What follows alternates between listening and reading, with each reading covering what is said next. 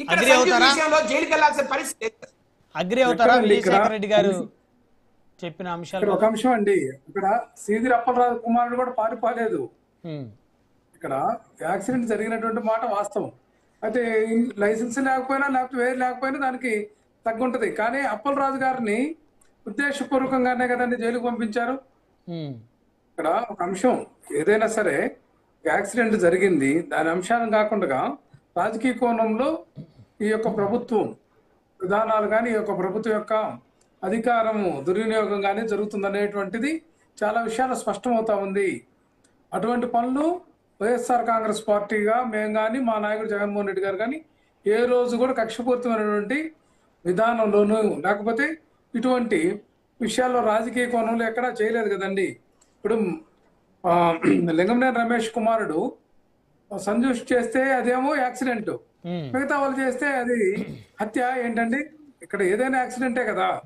అయితే చట్ట పరిధిలో వాళ్ళకి లైసెన్స్ ఉందా, లేకపోతే ఆ వెహికల్ కి పేపర్స్ ఉన్నాయా, ఇన్సూరెన్స్ ఉందా లేదనేది దర్యాప్తు సంస్థలు తెలుస్తాయి. లేకపోతే మద్యం సేవించున్నారా, లేకపోతే డ్రగ్స్ ఏమన్నా సేవించున్నారా, లేకపోతే ర్యాష్ డ్రైవింగ్, ఇవన్నీ ఉంటాయి. ఇవన్నీ మనమే అందుట్లో ఇంప్లీడ్ అయిపోయి అందుట్లోనే మనం న్యాయ నిర్ణేతలాగానో లేకపోతే దర్యాప్తు అధికారులాగానో మాట్లాడటం సమంజసం కాదు. విజయశేఖర రెడ్డి గారు అర్థం చేసుకోవాలి ఆ అంశాన్ని.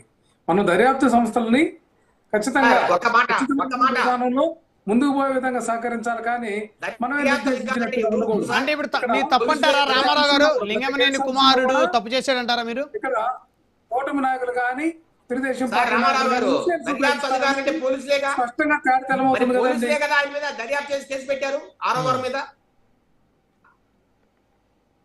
ఇక్కడ ఒక అంశం మాత్రం వాస్తవండి. హైదరాబాద్ లో జరిగినటువంటి ఈ యొక్క యాక్సిడెంట్ అంశంలో ఖచ్చితంగా కొన్ని అనుమానాలు అయితే ఉన్నాయి. మీడియా వాళ్ళు అనుమానం వ్యక్తపరిచినటువంటి అంశం ఉంది. ఇది ర్యాష్ డ్రైవింగ్ కిందనే కేసు 106 సబ్సెక్షన్ 1 ఏదైతే బిఎన్ఎస్ కింద నమోదు చేశారు. మరి ఖచ్చితంగా ర్యాష్ డ్రైవింగ్ అంటే ఆయన యొక్క తెలిసే ఆయన యొక్క ఉద్దేశపూర్వకంగా ఒక ప్రాణాన్ని బలిగొన్నాడా లేదండి, దీనికి ఆన్సర్ చేయాలి. కానీ అది యాక్సిడెంట్ జరుగుతుంటాయి పోతా ఉంటాయి అంటే ఎట్లా? జరుగుతుంటే పోతా ఉంటాయని కూడా వారు అనలేదు అన్నమాట. కాదండి, జరుగుతుంటే యాక్సిడెంట్లే కదా అన్నారు. ఎక్కడ అతను రైట్ మంచి చేశాడు, ఉప్పు చేశాడు, తప్పు చేశాడు. కానీ సార్ ఇక్కడ ఎట్లా ఉందంటే జైలు పోతేనే అతన్ని పనిష్ చేసినట్టు, బెయిల్ ఇస్తే అతను ఒప్పు చేసినట్టు అనే ఫీలింగ్ లో ఉన్నారు వైసీపీ నాయకులు. ఇప్పుడు ఆయనకి పనిష్మెంట్ ఏమి ఇస్తారండి విజయశేఖర రెడ్డి గారు? ఇప్పుడు ఏం పనిష్మెంట్ ఇస్తారు? పనిష్మెంట్ ఏముంటుంది ఆయనకి? ఏముంటుంది? 5 సంవత్సరాల జైలు మరియు జరిమానా. పనిష్మెంట్ 5 సంవత్సరాలు.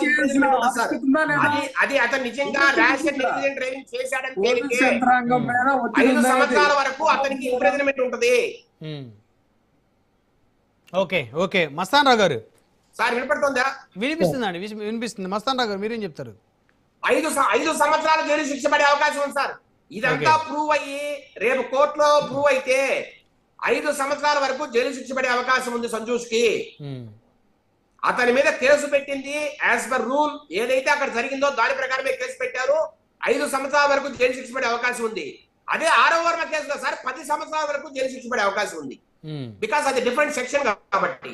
సార్ ఏదైనా సరే మనం చేసే పని బట్టి, మనం తీసుకున్న పదార్థాలు బట్టి, మనం తీసుకున్న లిక్కర్ బట్టో లేదంటే మనకున్న కండిషన్స్ బట్టి సెక్షన్ మారుతాయి. కానీ అందరికీ ఒకే ఘాటిని కలిపి ఒకే సెక్షన్ లో పెట్టి వైసీపీ వాళ్ళు చెప్పినట్టు వాళ్ళు ఏం చెప్తే ఆ సెక్షన్ లో పెట్టి లోపలేయాలంటే జరిగే పనేనా? అది ఆలోచించాలి సార్. రెండోది 4 రోజుల ముందు జరిగింది, 2 రోజులే ముందే బయటకు వచ్చిందంటే బయటికి రావాల్సిన అవసరం ఏముంది సార్? అతను 22 సంవత్సరాల ఒక యువకుడు, వాళ్ళ నాన్నగారు ఎంపీ కావచ్చు. అయితే ఏం సార్, అతను ఒక మనిషి కాదా? ఒక మనిషే కదా, అతను హ్యూమన్ బీయింగే కదా. అతను యాక్సిడెంట్ చేశాడు, అతను తప్పు చేశాడు, స్టేషన్కి వెళ్ళాడు, అతనికి టెస్టులు చేశారు, కేసు రిపోర్ట్ చేసుకొని కేసు ఎఫ్ఐఆర్ రాసి అతని బెయిల్ ఇచ్చి పంపారు. ఇక తర్వాత ప్రొసీజర్ జరుగుతోంది. ఇది ఎప్పుడు బయటకు వచ్చింది? నిజంగా వైసీపీ నాయకులు ట్రోల్ చేస్తే బయటకు వచ్చిందా, లేకపోతే వీళ్ళు గట్టిగా మాట్లాడి ప్రెస్ మీట్ పెడితే బయటకు వచ్చిందా?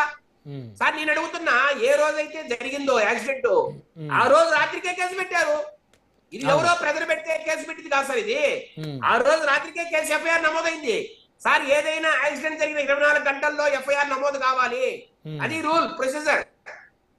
సో ఇక్కడ వైసీపీ నాయకులు ఏదో ప్రజలు పెట్టయింది, లేకపోతే చంద్రబాబు నాయుడు గారు, పవన్ కళ్యాణ్ గారు పోలీసులను మేనేజ్ చేశారు. నేను కొన్ని చదివా సార్ సోషల్ మీడియాలో, రకరకాలుగా మేనేజ్ చేశారు, రేవంత్ రెడ్డి గారితో మాట్లాడారు.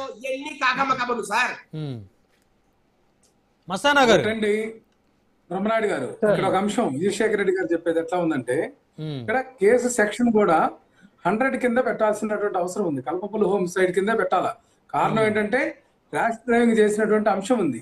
అది తెలియకపోయినా కూడా, ఉద్దేశపూర్వకంగా కాకపోయినా కూడా అక్కడ హత్య అనేటువంటి విధానమే కదా ర్యాష్ డ్రైవింగ్ అంటే. ఇక్కడ సెక్షన్ మార్చారు. అంటే మీ దగ్గరకు వచ్చేటప్పుడు నాయకుడికి సంబంధించినటువంటి కుమారుడు అయ్యేటప్పటికి మీరు కవరింగ్ చేసుకోవడం కుదరదు. ఇక్కడ అంశం ఏంటంటే ఖచ్చితంగా సెక్షన్ చేసి ర్యాష్ డ్రైవింగ్ సంబంధించినటువంటి పర్ఫెక్ట్ సెక్షన్స్ పెట్టి అరెస్ట్ చేయాల్సినటువంటి ఆవశ్యకత ఉంది. అదైతే డీవియేషన్ అయింది కనిపిస్తా ఉంది. మస్తానా గారు, వన్ వర్డ్ కంక్లూజన్.